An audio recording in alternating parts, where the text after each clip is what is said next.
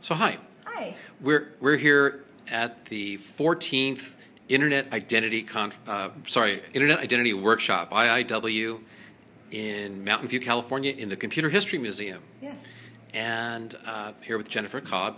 Jennifer, tell me about the session you were at. So I was at a really interesting session this afternoon that was led by Axel Conras. He's the president and CEO of a small startup called Who Else?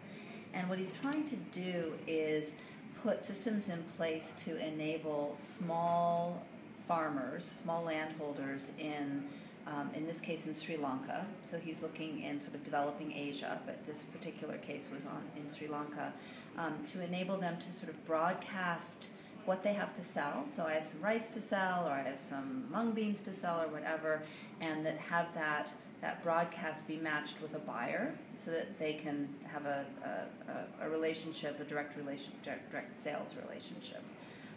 So that's the simple idea, and he had really come to ask the community for some thoughts on how to build the first iteration. Should it be SMS? Maybe it should be voice. Should it be IVR? What's the deal with it? But so he has some technology questions, but as soon as you go into the developing world with technology, you quickly hit a lot of political and social questions that have to be answered at the same time. So the conversation was also around the political context in Sri Lanka, which is extremely fragile at the moment and very challenged. How did that relate to identity, I guess? Well, one of his questions was, if I am a farmer and I'm using, none of them have smartphones, so that's the basic understanding. So the only really available technology in many parts of rural developing Asia, and Sri Lanka being no exception, are good old-fashioned, really basic Nokia phones. So he calls them sort of smartphones or semi-smartphones. So they're really not very smart at all. So they can do basic text messaging. So if you're sending out a text message, the question was, you would have the phone number of that phone, and you would have the time and date of that text message, but would you really be able to authenticate who that person was? Does that really matter? In many cases, these phones are shared among multiple people, so how do you figure out really the identity of the sender was, I think, part of what he was trying to figure out. Were there any ideas as to how to solve problems or approach problems like that from the group?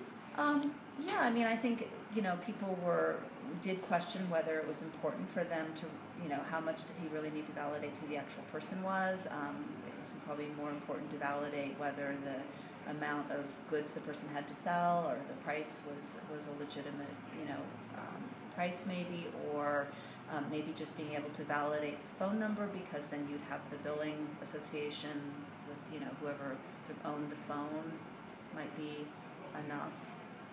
We didn't, tell you the truth, we quickly left the specific identity questions and went into the sort of larger context of the application he was trying to build and what some of the challenges were.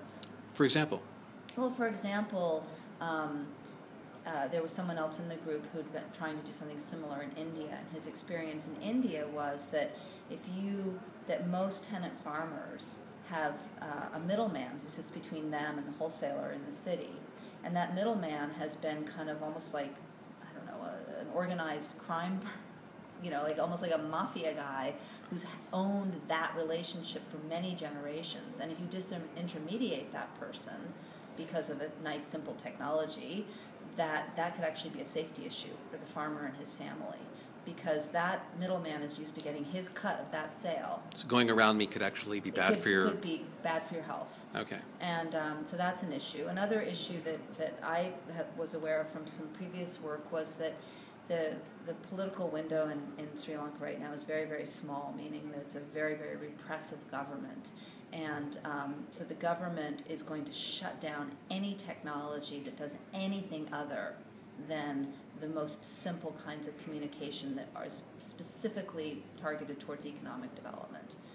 The challenge of that is, of course, as soon as you put technology in people's hands, they can do other things with it. And so there's a whole gray area there where the government's kind of doing this push me pull you thing of, yes, we want economic development, bring us some solutions. At the same time, be very careful what you do. We're going to be monitoring everything. We're going to be looking closely at what's going on. We need to have full visibility into it, blah, blah, blah. So these are governments that, for whom issues that we care about here, about privacy and being able to control our data, not even on the table anywhere at all. So we had that conversation as well. How did this contrast with the other conversations that you have here? Well, it's just such a different political environment and such a different cultural environment. And, I don't think, I think we were asking him some questions that he felt he's probably needed to go understand a little bit more deeply about how. So let me back up. One of the key, we're accustomed in this country to sort of coming up with a problem. We see a problem, let's solve it, let's design a solution, let's build it, let's deploy it, right? We just sort of do this instinctively. And we don't think a lot about the unintended consequences necessarily of that, or whether that's appropriate or inappropriate to just sort of design and build something on behalf of other people. But in the developing world, it's very important not to come from the West with some preconceived idea and slap it onto people. I mean, that's culturally inappropriate. I think it's not ethical. It's a very challenging approach. And so he totally got that, and he was very much coming from that. I want to start really simple and build something, and then do a lot of iterating with people on the ground to see how this solution actually needs to evolve in a way that's sensitive to the context, the political context, the social context. So he's working with some partners on the ground there who are Sri Lankan NGO in particular that has very deep relationships in the rural areas. And so I think he was taking the right approach in terms of trying to figure out how to let this solution evolve and see what it would become over time. Any lessons for people who are building identity systems for the developed world? I think that the ethics of doing a lot of careful asking, and maybe we call it market research or something, but going in and really asking, not telling, but asking, what is it that the population you're trying to serve needs, is always the right approach. And it does end up creating stronger products that are more organic for the community that you're trying to build them for. And so I think for the identity community here too, I think that that it's easy to get into our own little echo chamber of, kind of we're all sort of been thinking about this stuff a lot and, kind of designing solutions we think might make sense. But then I think it's very important to take those ideas and test them in the real world with people who haven't thought about it nearly as much, and make sure that there's a fit that makes sense. If somebody wanted to follow up on this and dig deeper? I would contact Axel, and his company is called Who Else, and it's www.whoelse.net, and I think you could probably reach him through that. And if you were interested in helping him in his efforts to deploy good solutions into really challenged parts of the world, I think that would be a great thing to do. Thanks very much.